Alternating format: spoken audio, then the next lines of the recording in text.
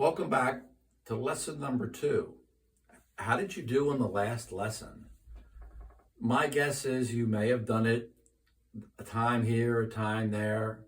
Some of you may have done it every day, like I said that you should. And you really need to follow those instructions. You need to develop the skill set. After I made that recording, I've been thinking here through the week and wondering how many of you sat and practiced your either matched grip or your traditional grip, and you worked on your technique, like I talked about, trying to make sure that they maintain the same volume, the distance and time between each hit was kind of balanced, and maybe you got faster.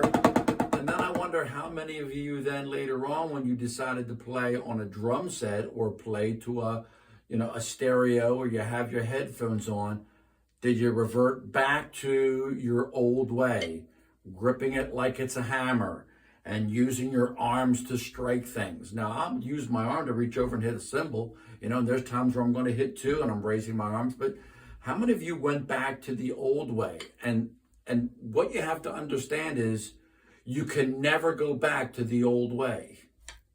Once you're learning the right way, you must continue to do it the right way every time. You'll never master the skill of the right way if you keep going back to the wrong way. It reminds me when I was in high school, we had a trumpet player. I was a senior. He was a sophomore that came up, and the guy could play. I think his name was John. Boy, could he play. The only problem is that he held the trumpet, instead of to the center of his mouth, he put the mouthpiece off to the side. And of course, he's not going to build the embouchure that he needs to build so that he can really be proficient at playing and play for extended periods of time. And a teacher got a hold of him, whether it was a private teacher or the band instructor, and worked with him to change. And he went down to playing like third part. And he had to slowly work his way back up. He had the skill set. He could play. But he had some air. He was doing something the wrong way, and he needed to learn the right way, and he had to do it all the time. It was the same with me when I began to study, like I shared with you before, with a guy from the San Antonio Orchestra.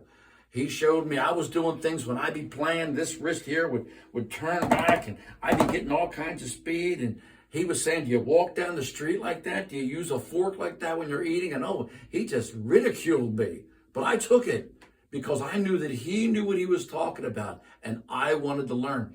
And I'm only sharing with you the same things that he shared with me. One of the first things was we just covered traditional grip, because there wasn't a lot of the match grip back in those days. Yeah, I'm that old, okay? So then the next lesson that he did, and I have it down here in my little agenda, it's setting off to the side here, is he began to show me finger control, and that's what we're going to talk about today. And that's where you're going to be working. Once again, we have the right grip, and we're working finger control.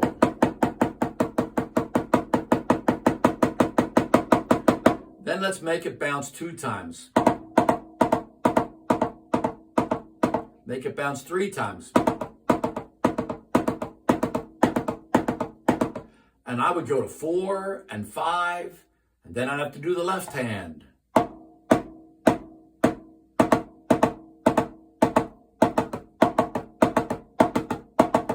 And he wanted me to do that. For you and me, we're going to work on getting those to sound nice and steady.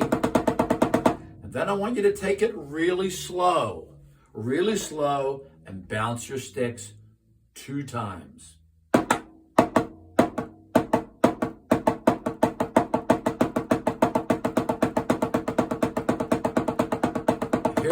It shouldn't sound like this. And it shouldn't be one hand stronger than the other. Trying to get it to sound like you're playing it like that.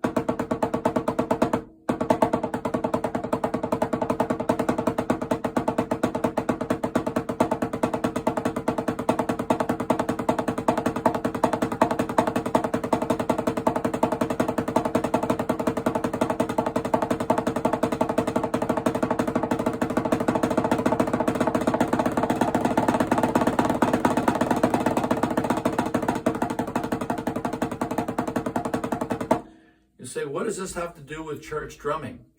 Usually when I'm using bounce sticks is when I'm doing songs like any hymn that they've just decided to play. Not a CCM song, not a modern song, not a song with a contemporary beat, but they might just be taking an old hymn and they're going to go ahead and try and play it the same way.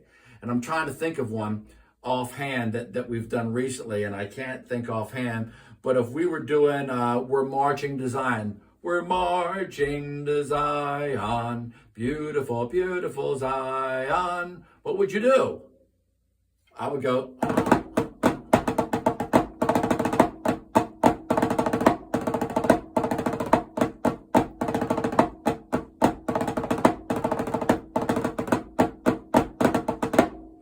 and nice and clean. I might be doing a bass drum beat and the hi-hat at the same time. They're going like this.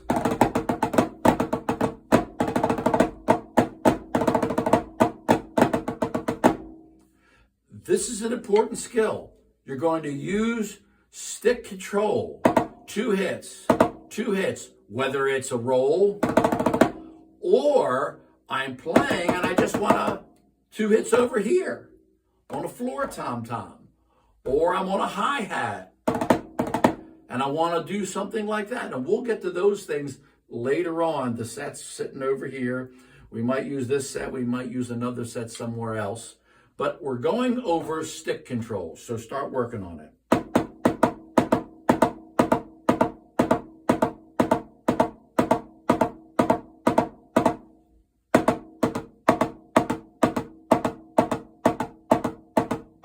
And then get it slow. Set your metronome at a certain speed. Hopefully you bought one. You can put it at 1, 2, 3, 4. That's probably about 110, maybe 120.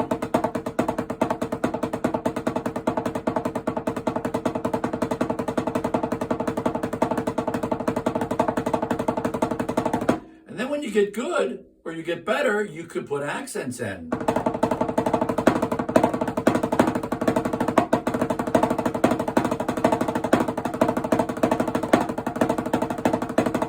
right now, and you might need to take it slow, but make sure the timing between each hit with this hand is equal to the hits in this hand.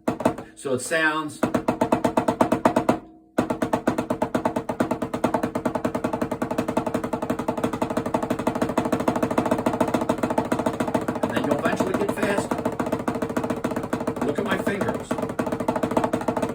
You can't see this one, but you can watch that one. I'm just rolling it on the stick.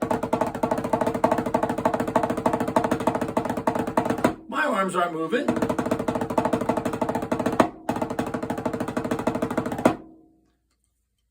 I'll try and do it match grip. I don't do match grip as good.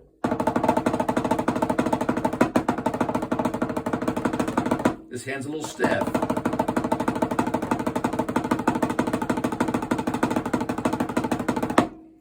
You can do it, but it takes time. Remember, once you're going to start holding your sticks the correct way, once you're going to learn these techniques, you can never go back.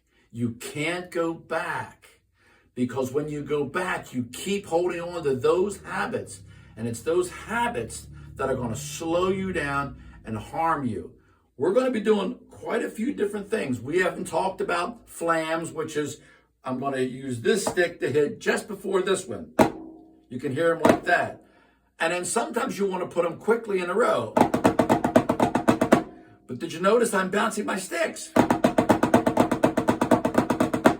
And so it's important to get the open stroking, the double stroking,